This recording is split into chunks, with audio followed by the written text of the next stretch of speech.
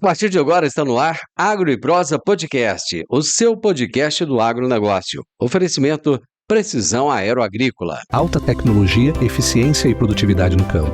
Com a Precisão Aeroagrícola, você tem maior uniformidade na aplicação, sem amassar plantas e sem compactar o solo. Tudo isso com menor impacto ambiental e uma equipe comprometida com ética, respeito, inovação e resultados. Certificação em aplicação aeroagrícola sustentável, base em Catalão e pontos de apoio em Goiás, Minas Gerais e São Paulo. Precisão Aeroagrícola, sua aplicação em boas mãos. Acesse www.precisãoaeroagrícola.com.br. Agro e Prosa, apresentação Divino Ronaldo. Chegamos ao final de 2025, 2026 está batendo a porta e daqui a pouquinho nós temos uma novidade. A reforma tributária, que está chegando, vai começar em 2026 e vai ficar paralela junto com a atual legislação tributária. E a gente precisa de entender um pouco disso, porque está todo mundo assim meio sem saber o que está acontecendo. Eu vou conversar hoje direto de Curitiba com a Monique Lopes, que é especialista e Product Owner contábil fiscal da Agrotis. E o tema da nossa entrevista será os impactos da reforma tributária no agro. Monique, é um prazer falar com você, muito bom estar com você aqui, seja bem-vinda. Oi, obrigada, Divino, pela oportunidade. Me conta um pouco da sua história, Monique, um pouco da sua empresa e como é que você entrou nessa área. Eu sou contadora desde 2018, né? Então faz um tempo aí. Eu entrei na Agrotis, né? Ela é uma empresa de software, então a gente vende alguns softwares pro agronegócio. Então ela é especialista no agronegócio, né? Então a gente desenvolve aí em torno de 30 anos já de mercado. Então, é uma empresa bem consolidada. Então, e agora com a reforma, eu acabei entrando para fortalecer o time mesmo e a gente atacar em todas as formas, em todas as frentes, para auxiliar os nossos clientes de todos, né? Produtor rural, cooperativa, revenda, desse setor do agro que é tão amplo, né? Realmente, é muito amplo. Monique, tá todo mundo meio sem entender o que vai acontecer com essa reforma agora. Num primeiro momento, a gente sabe que tem dois impostos, um que se chama IBS e o outro que se chama CBS. O que são esses impostos e como é que eles deverão funcionar? Então, imposto que ele vai sobrepor o nosso atual ISS e ICMS, né? O ISS é um imposto estadual, então cada estado ele tem a sua alíquota e suas diretrizes legislativas, e o ISS que ele é municipal. O IBS veio para centralizar num só, então ele vai ser a junção desses dois impostos. O CBS ele vem no lugar do PIS/COFINS. Então a reforma ela é literalmente uma reforma tributária. Então ela vem para tirar todo esse sistema atual que nós temos, né, que tem muitas legislações, muitos poréns, né, muitas coisas ali que vão depender do estado, depender do município que você está, né, vendendo a sua mercadoria ou até entregando ali, né, algum serviço. E ele veio realmente para substituir. Então, eles entram ali como novos impostos. Então, aos poucos eles vão tirando os antigos e daí a gente vai ficar só com os dois. Então, a reforma tributária, ela é uma mudança geral na nossa tributação atual do Brasil. Por que eles já não mudam de uma vez? Já não faz a transição em 2026? Por que vai ser algo escalonado, gradativo e vão ficar dois sistemas ao mesmo tempo? É a pergunta que todos nós, contadores e empresários, estamos fazendo. Bem, né? Não tem, né, esse porquê, né? Então a Receita ela não deu essa resposta para nós. O que ela diz é que de forma gradual é uma forma melhor de todos os contribuintes se acertarem aos novos impostos. Então, o que nós, né, contadores e economistas achamos, né, que isso não tem na legislação, mas o que a gente vê é porque realmente a Receita queria um tempo ali de transição. Ela queria um tempo para que todos entendessem essa nova legislação, entendessem essa nova lei complementar, né, que é a 214, que saiu em 2025, que é uma lei extensa, ela tem ali em torno de 300, 400 páginas, então são muitas legislações, são muitos poréns, né, e como é uma mudança drástica, todo o cenário tributário do Brasil vai mudar, eles preferiram fazer dessa forma. Então, 2026 não tem impacto ainda, né, de pagamento de imposto. 2027 a gente já entra ali com o CBS, né, uma alíquota, daí o IBS vai sendo gradativo durante anos e só vai acabar literalmente a nossa reforma tributária e somente ficarmos com o IBS, CBS e o IS, que é um imposto, vamos dizer assim, posterior, né, que ele entra em legislação ali em 28. Eles preferiram fazer dessa forma para que nós vamos nos acostumando com o novo e tirando o antigo, né? Então, a reforma em si, ela finaliza literalmente, né, só em 33. Então, a gente vai aí uns bons, longos anos nessa transição. Pois é, já existem países que adotaram essa forma de tributação. O que a gente tem parecido com esses países, né, nessa transição, nesse imposto novo, nessa legislação nova? O que vai ter parecido com esses outros países?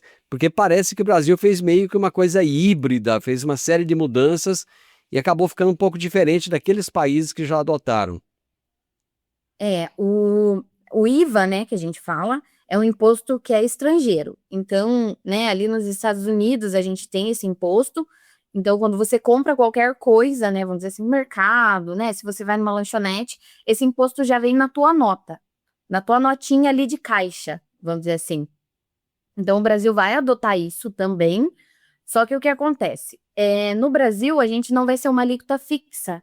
O Brasil, a legislação diz que seremos um IVA dual, que eles chamam, né? Então, a gente tem o IBS e o CBS. Em vez de um só, seria uma alíquota só para tudo. No Brasil também, a legislação, ela diz que pode ser... Cada município e cada estado vai ter a sua forma de contribuição. Então, o que pode acontecer, né? A gente tem aí em torno de 5.000 municípios. Se cada município quiser a sua alíquota diferenciada, pode mudar para cada município. Então, a gente vai ter ali 5.000 formas de alíquota. Então, o Brasil ele fez uma forma de que hoje os estados e municípios não se prejudiquem com a entrada desse novo imposto, mas também uma forma de ser tributado de uma forma de um imposto só. Então, não ter ali, você tem que olhar várias legislações para poder mandar a tua mercadoria, que é o que acontece hoje, né? Então, dependendo do estado ali que você está mandando, do estado que você está saindo, do município que está indo, tem uma legislação para isso. Então, é uma forma de centralizar, de simplificar os nossos impostos, sim, né? Não podemos dizer que não, mas também não vai ser tão simples assim quanto uma alíquota só para tudo. Então, eles tiraram, sim, a ideia do estrangeiro, né, de alguns países que já têm isso, mas deu uma modificada conforme a nossa legislação, para que nenhum estado saia prejudiciado, né? Então, foi essa forma que coube aqui no Brasil, vamos dizer assim. No final das contas, é uma jabuticaba. É, vamos dizer assim que a gente está experimentando ainda o doce, né? Vamos ver se posteriormente ela não vai ficar azeda e depois ela fique um pouco amarga. Porque assim, nós, né, que contadores, né, economistas que estão mais por dentro dessa legislação que já saiu há algum tempo, sabemos que não vai ser tão fácil assim como eles estão dizendo essa simplificação. Mas sim, não podemos dizer que não é uma simplificação. Mas sim, todos os, né, principalmente no agro, que a gente tem o produtor rural, né, que ele vamos dizer assim, ele está lá no campo, né, é uma legislação que vai afetar ele, que vai afetar nós como consumidores também. Então, vai ser um impacto bem grande em todas as vertentes, né? olho com os próximos capítulos. Quais são os ajustes operacionais que o agronegócio terá que fazer, Monique, com a entrada em vigor dessa primeira etapa da reforma tributária em 2026? O que tem que ser, né, deixado, acho que assim, como alerta para todo mundo, é verificar todos os cadastros mesmo, assim, os cadastros de produtos, os cadastros de impostos, as NCMs. Então, dá uma olhada geral mesmo como você está trabalhando hoje, né? Nós, como empresa, temos que trabalhar nessa parte de mapeação mesmo da operação. Então, uma parte muito burocrática, uma parte muito, vamos dizer assim, chata de ser feita, mas nesse primeiro momento, o ideal, a entrada de 2026, é deixar o teu sistema adequado, né? Começar ali verificar todos os seus cadastros de produtos, sua tributação, principalmente, né? Porque, assim, se você já tem, né, o sistema atual e já está com problemas no sistema atual, o que nós aqui internamente, como consultoria também, jurídica, né, contábil, a gente está dizendo para os nossos clientes é revisar mesmo, revisa os teus cadastros, revisa a tua tributação, revisa os teus impostos, né, se você tem ali alguma coisa pendente com a Receita, para entrar 2026, que é o início dessa, né, dessa nova reforma, já com tudo, vamos dizer assim, anterior preparado, para que você não leve susto nenhum, porque realmente eles não vão postergar, eles estão batendo na nossa porta já, e 1º de janeiro a gente não tem nem 15 dias. Então, tá bem próximo mesmo.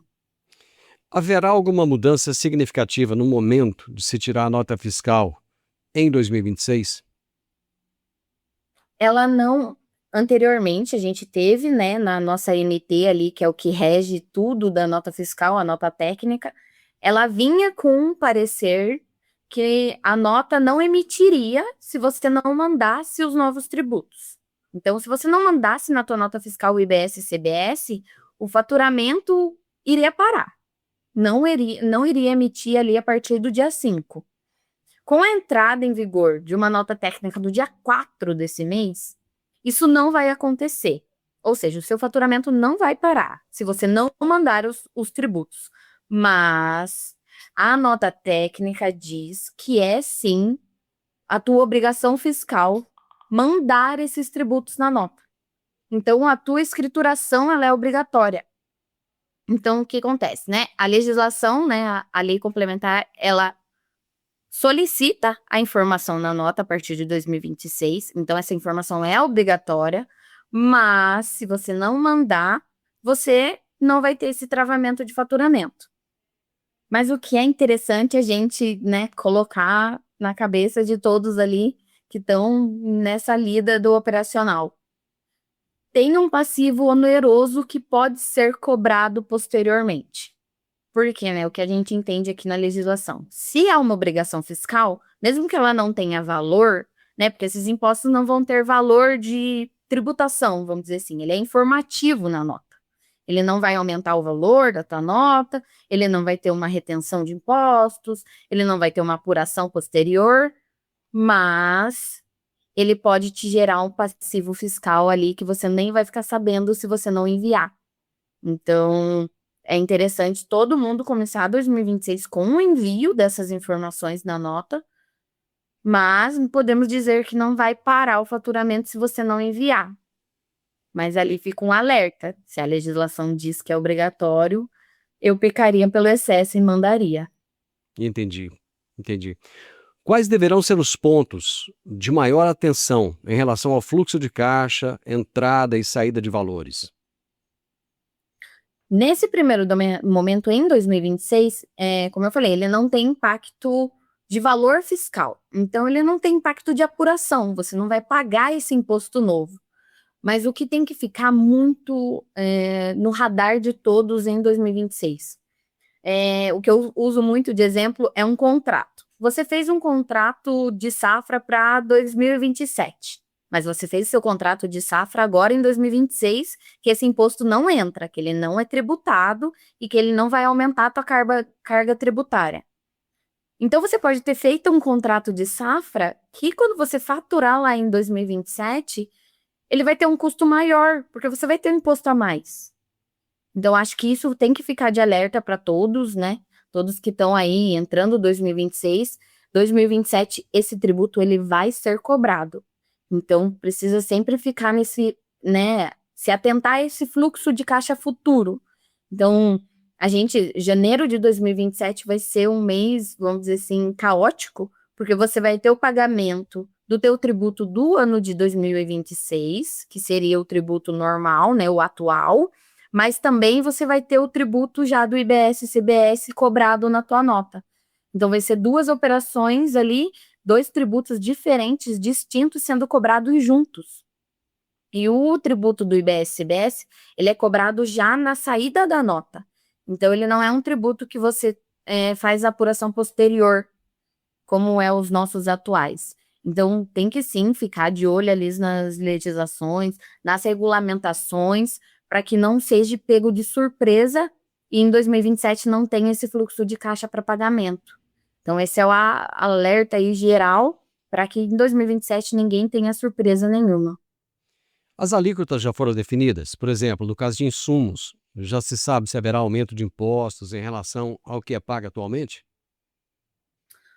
Hoje não tem as alíquotas efetivas, a gente tem a alíquota de 2026 já, né, que é uma alíquota de teste que a gente fala, então ela é ali em torno de 1%, então é uma alíquota bem baixa só para análise ali da receita, verificação de como está sendo enviada essas notas, algumas validações, mas posteriormente as alíquotas ainda não foram divulgadas, então pode sim ter um aumento pela legislação, pela lei complementar ali.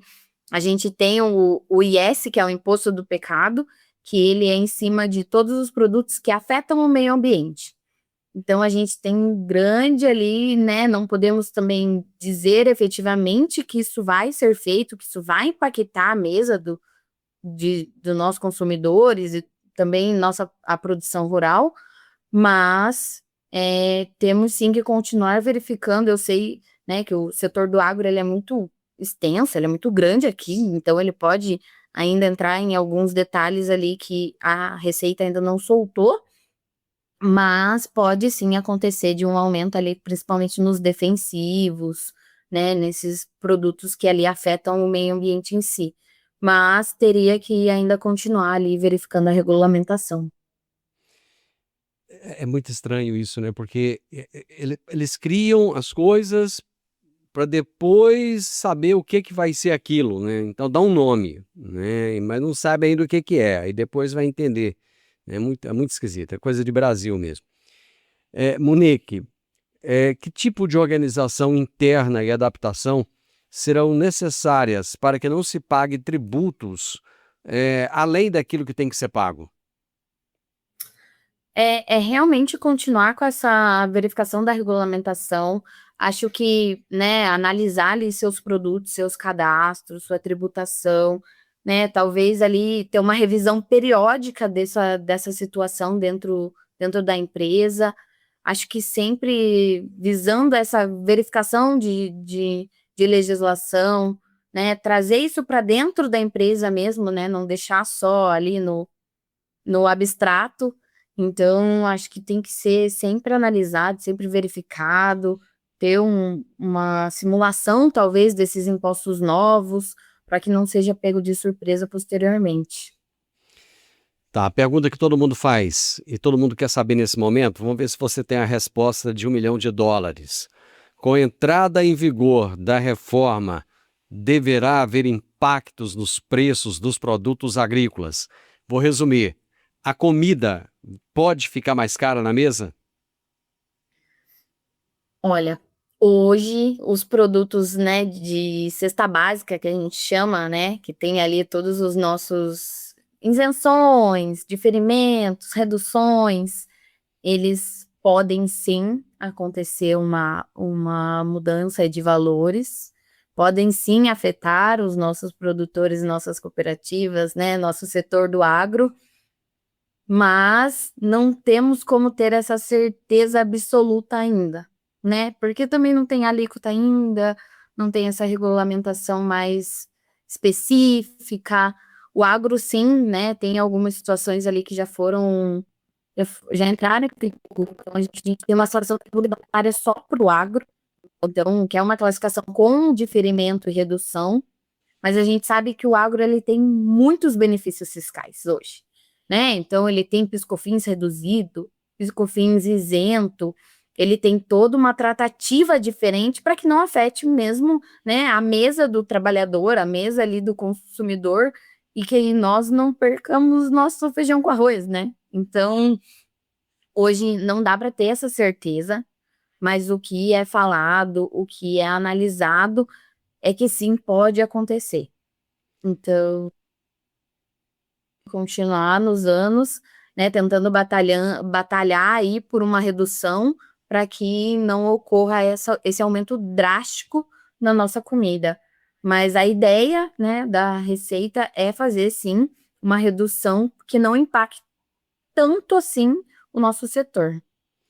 Pois é, eu até vi uma nota de repúdio da ProSoja Brasil, que, segundo eles, o fim das isenções, a redução das isenções tributárias que vão acontecer agora, parece que foi votado isso pela Câmara dos Deputados, então eles estão chiando, estão gritando, dizendo que está havendo um corte de cerca de 10% dos incentivos tributários. Eu até busquei aqui a nota da ProSoja, que diz o seguinte: a ProSoja Brasil e as suas 16 aprosojas estaduais manifestam revolta e profunda preocupação com a aprovação do projeto de lei complementar 128/2025 nesse final de ano no Congresso Nacional.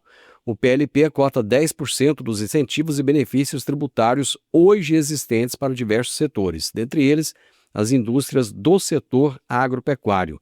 Isso inclui isenção de PIS/COFINS sobre fertilizantes defensivos, isenções sobre os fretes, armazenagem e beneficiamento. Reduz também o crédito presumido da indústria de alimentos e rações e o lucro presumido, entre outros pontos. No fechar das cortinas do ano, e já com uma reforma que vai entrar daqui a uns dias, eu acho que isso não poderia acontecer, né? A gente tá. Nós aqui do setor, acho que é o setor que mais talvez será impactado, porque uma coisa que está sendo muito discutida é que hoje a questão de ser produto cesta básica ou não é de cada estado. Porque, assim, acho que a gente, né, aqui eu sou do Paraná, né, de Curitiba, como você disse no início. Aqui a gente pode ter algumas coisas que são essenciais na nossa mesa, né? Talvez o nosso pinhão é essencial na nossa mesa, mas para São Paulo pode ser outro produto. E a lista de cesta básica, ela vai ser uma só para o Brasil inteiro. Então, isso é uma mudança que vai ocorrer, que já ocorreu, na verdade, e talvez afete de forma diferente cada estado, porque talvez o queijo de Minas não seja isento, mas o queijo mozzarella talvez seja. Então, é uma mudança que talvez afete mesmo a mesa de cada estado. É um debate grande na Câmara, é uma legislação que está sendo ali muito discutida, e realmente a gente vai ter que ali continuar verificando essas regulamentações para que nós, como sistema, né, agora falando do outro lado, como sistema operacional de RP e desenvolvimento, a gente está aqui olhando tudo para que também estejamos preparados para dar esse auxílio, né, aos nossos clientes. Mas tá bem complicado, é um setor, né, ser contador hoje no Brasil está bem complexo, que além dos nossos sistemas que já era bem complexo, agora temos um que vai vir e vai mudar tudo. Então eu tenho que estudar tudo de novo. Se eles taxarem o piqui e o frango caipira, vai ter revolução em Goiás. Aí o bicho pega. Para a gente fechar, quais tecnologias podem auxiliar o produtor nesse primeiro momento da entrada da nova norma em 2026? Tem que ter um RP bem preparado, né? Um RP ali que consiga tributar esses novos impostos. Então, que ele consiga fazer essa nova análise de impostos, ele consiga ter ali uma variação de custo, né? Que esse custo, que a gente chama esse custo futuro, né? Que ele consiga fazer essa análise de tudo que ele tem hoje, de tudo que ele tributa hoje e o que ele pode ser tributado daqui a alguns anos, né? Porque como é uma mudança aí de 8 anos, é uma mudança muito grande. E se nós não estivermos preparados e não tivermos uma parceria muito boa de software, talvez ali o produtor não consiga continuar. Porque realmente ali ele precisa de alguém preparado do lado dele, alguém que esteja por dentro das legislações, né? Um contador também, né? Alguém operacional, para que auxilie nessa configuração de RP e que ele consiga emitir as notas, né? Que ele não pare a tua produção, que a sua indústria continue, né? Fazendo todos os produtos ali pro teu agro. Então, acho que hoje seria realmente se preparar como um RP robusto, um RP preparado para isso. Monique, muito obrigado, foi um prazer falar com você. Vamos torcer para que o produtor rural não tenha mais um peso nas costas e que o nosso agronegócio não seja prejudicado. Muito obrigado, viu? Obrigada a você pela oportunidade, né? Então, foi muito bom conversar essa prosa e qualquer coisa a gente pode marcar outra. Com certeza, espero ter outras prosas com você. Eu conversei com Monique Lopes, especialista e Product Owner contábil fiscal da Agrotis, e nós falamos sobre os impactos da reforma tributária no agro, que já começa agora a partir do dia 1º de janeiro de 2026. Se você gostou da nossa prosa, deixe um gostei, compartilhe com outras pessoas, deixe comentários, isso é importante, e se inscreva no nosso canal.